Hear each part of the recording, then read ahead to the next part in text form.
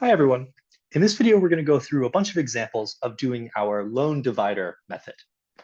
And we're going to be focusing on that first case that I talked about, that where we can assign shares fairly. And there's a bunch of different cases, and we're going to go through some examples of each of those.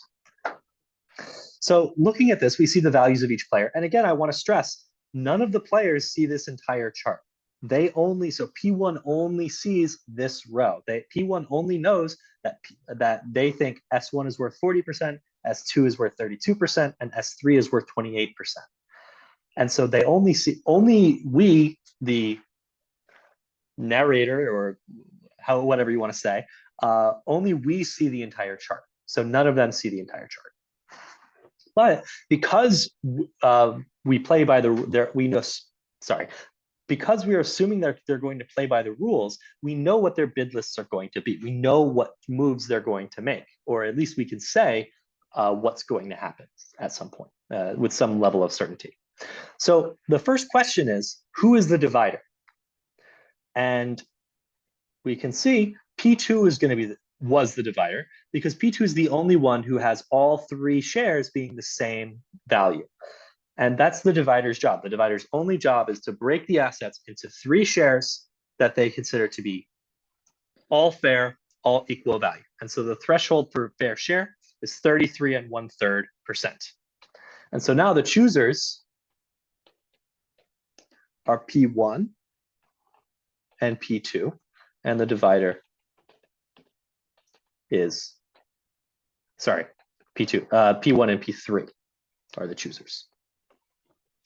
Okay, and so now for the choosers, let's write out their bid lists. So again, we don't know, no one knows the entire chart, but we do know what the bid lists of the choosers are. So the P1's bid list.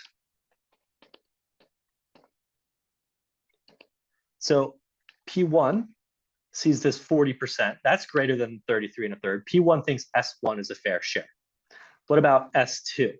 32 is not quite as big as 33 1/3. So P1 doesn't think S2 is a fair share. And 28% is even smaller. So P1 does not think that that's a fair share either. So the only share that P1 considers fair is S1. Now, P3's bid list. So P3 thinks S1 is worth 25%. So that's not a fair share. That's not 33 1/3. They think S2 is worth 50%. That's much bigger. That's way bigger than a third. So they think S2 is fair. And they think S3 is worth 25%, which again does not quite meet the threshold for 1/3. So the only share they bid on is S2. And so combined,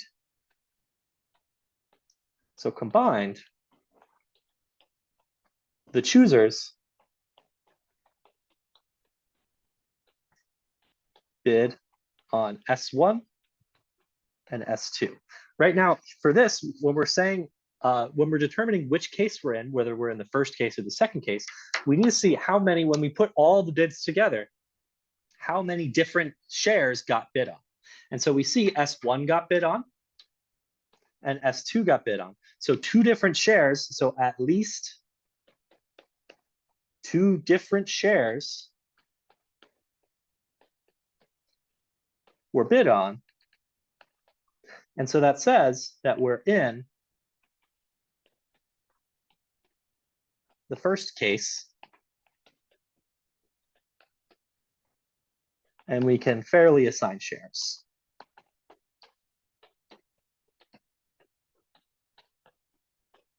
Okay, and how do we do it? And for this one, we can use the rule that we saw in the last video. So our rule was if shares, so in the first case, so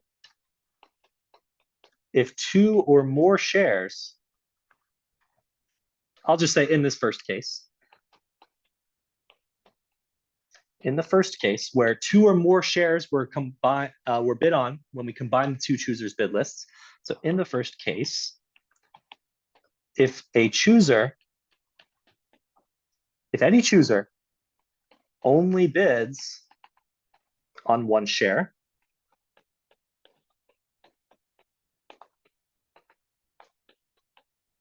give them that share.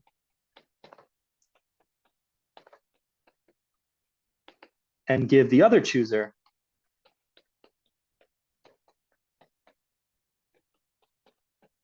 one of the remaining shares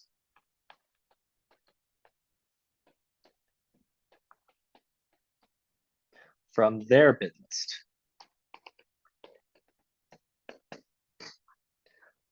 Okay, and so here, P1 only bid on S1. So P1, so this is our rule. So P1 only bid on S1. And so S1 goes to P1. And I'll just draw this little squiggly arrow. P3, well, S1, if we remove it from P3's bid list, that doesn't do anything because S1 isn't on P3's bid list. And so P3 also only bid on one share. And so we can give them that share too. And this works because if they both only bid on one share and they're different shares, then we can just give them the shares they want and there's no problem. So S2, S2 goes to P3, and there's only one share left after we give them to the choosers, and in that case, we can just give it to the divider. So S3 goes to P2, who is the divider. And that is how this would shake out. And again, this is with everyone this is with no one having the full information. They all just figure this out amongst themselves. You can imagine maybe you write down your bid, if you're a chooser, maybe you write down your bid list in an envelope, you seal it, and and then eventually they'll reveal all the bid lists at the same time. And that way they don't know that P1 thinks that S1 is worth 40%. Maybe S1 is worth 35% and everything else is just bad. They don't know what the percentages are. They just know, I think this one's fair, I think this one's fair. So let's move on to the next example. And so here we see that P3 is the divider because all of the shares to P3 are worth the same. They're all fair, and they're all worth 33 1/3. So I encourage you to pause the video, try to see if you can work out what the bid lists are for the two choosers. So hopefully you've paused and tried it out. I'll do it right now. So P1's bid list is going to be, well, so S1, that's 35%. That's more than 33 1/3. So that's a fair share. S2 is less than 33 1/3. So it's not a fair share. And S3 is more than 33 1/3. So it's a fair share. Now P2's bid list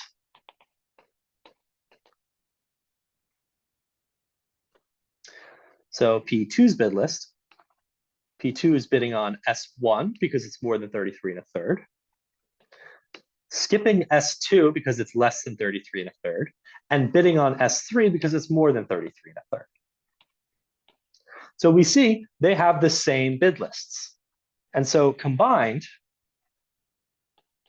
if we combined the bid lists, so combined, S1 and S3 are the shares that were bid on. Okay, and so we have at least, so that this is at least two different shares. And so that tells us we're in the first case. Okay, and so now we have to figure out what to do. How do you know which one to give to who?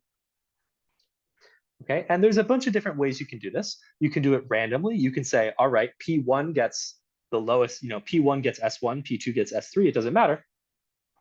And so what you can do is, so if both choosers have the same bid lists,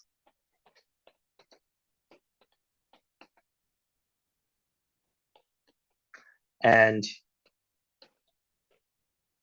they bid on more than one share,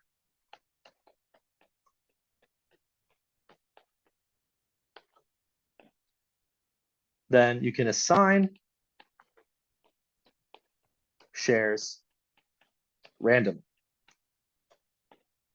So that's how we do it. And that's fine because P1 is happy with S1 or S3. P2 is happy with S1 or S3. So they both consider both fair. And so what can happen is, so case one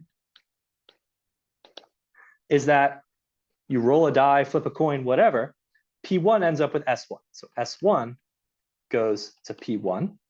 And in this case, S1 is gone. So you have to assign the other share from the other list, or you have to assign the remaining share from P2's bid list. And so S3 goes to P2. And then S2 goes to P3. And in the other case, so case two, these two just swap. So P1 ends up with S3. And then S1 goes to P2. And then S2 still ends up with P3. But notice, P1 prefers S3 to S1. P2 prefers S1 to S3. So in this case, so P1 prefers S3. So in case two, P1 got their preference and P2 got their preference. So in case one, P1 and P2 both prefer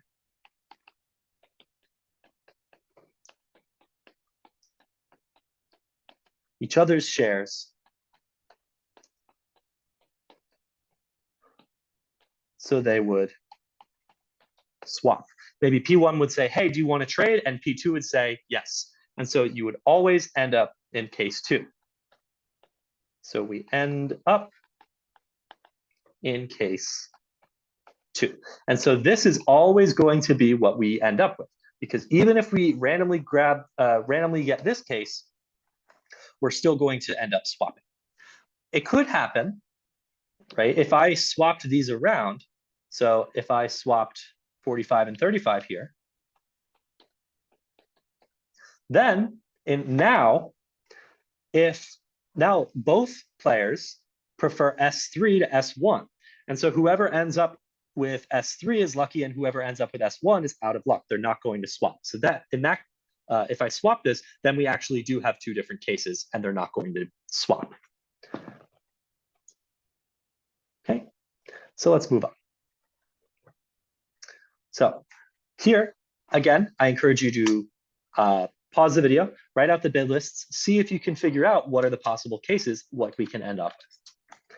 So here, we see that P2 is the divider. And so our choosers are P1 and P3. So what's P1's bid list?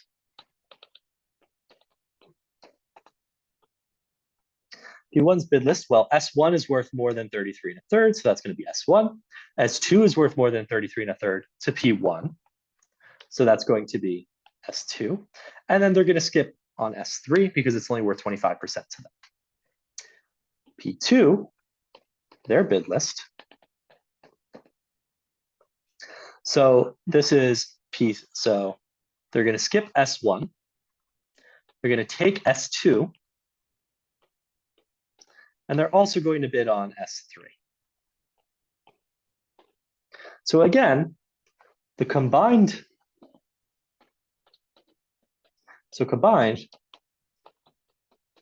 the choosers bid on S1, S2, and S3, which is more than two shares. So more, well, it's two or more. Two or more different shares. And so that means we're in the first case where we can assign. And so again, we can do this randomly. And so we can upgrade this rule that we had before. If both choosers have the same bid lists, then assign shares randomly. Well, we can upgrade this and just do the same thing pretty much. So if both share, even if they're not the same, if both choosers bid on two different shares,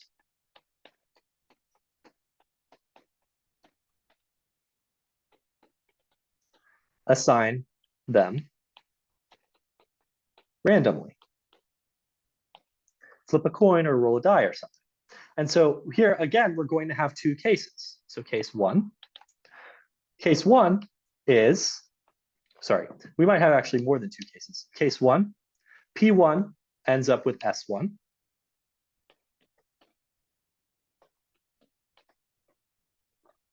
And then maybe P2 ends up with S2. So S2 goes to P2 and S3 goes to P3. Okay, now are they going to swap? They're not going to swap. P1 and P2 are not going to swap because P1 gets S1 and P2 didn't think S1 was a fair share. So our next case is where, well, we could still have S1 goes to P1, but now we could have that S3 goes to P2 and S2 goes to P3 because P2 is also happy with S3. And once again, P2 and P1 are not going to swap because P2 doesn't want, oh, sorry. I should be saying P3, that's my bad. Sorry if that was confusing. So this should be P3 and P2.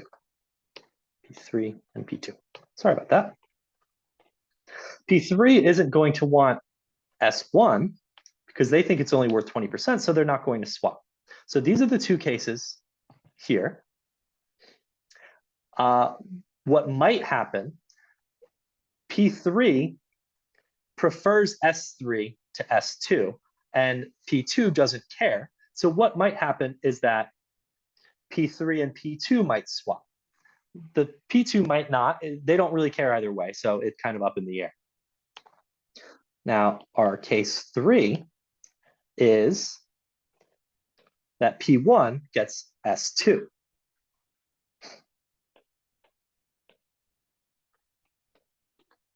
Now,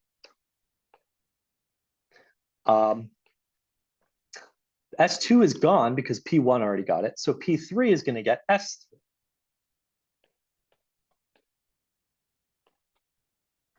And then S1 is going to go to P2.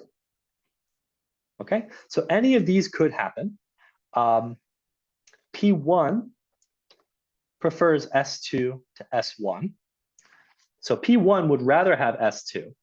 And so P1 is not going to want to swap with P3, but it doesn't, even though P3 is happy too, because P3 prefers S3 to S1 and also to S2. Okay, so these are the three different cases you can end up with. Let's do one more example.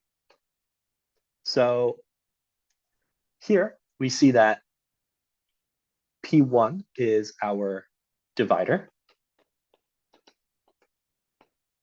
And so our choosers are P2 and P3.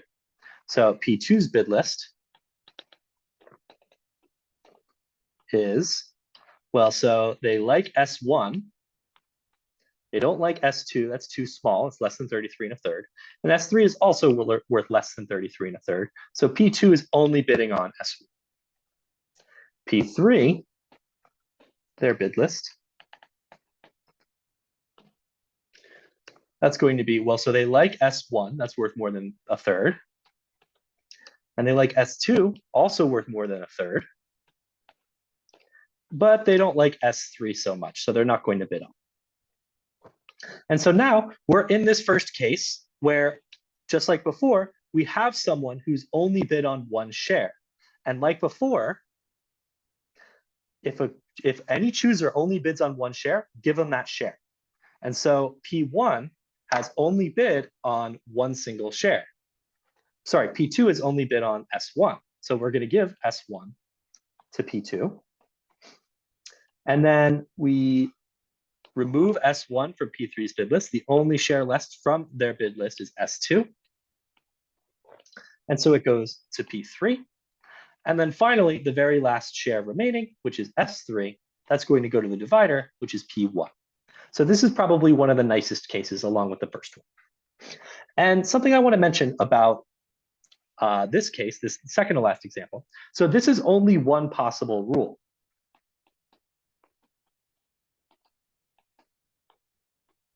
You could do something a little more fancy and get fewer cases. So if you want, you notice that both choosers bid on 2 shares and they only have 1 in common. And so if they only have 1 in common, you can give each share. So let me write out this rule again. So here's another possible rule. There's not just one way to do this, but it's always possible to assign them fairly. So another possible rule for example number 3. So if both choosers bid on 2 shares and their bid lists have 1 share in common,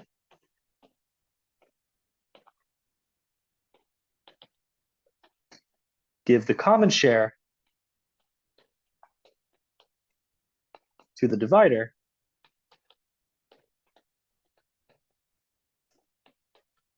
and the remaining shares to the choosers.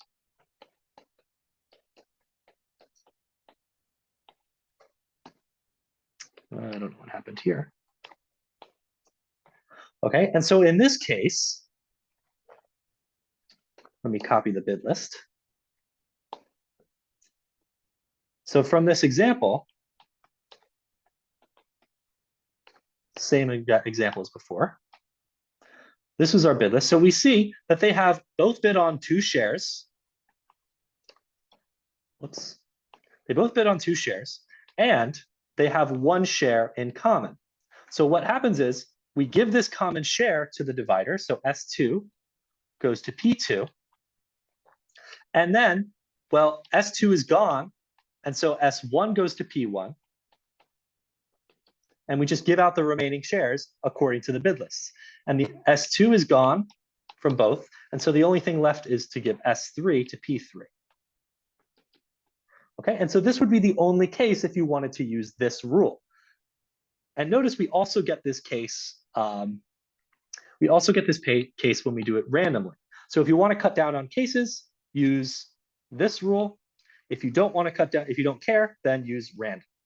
Okay, that'll be all for this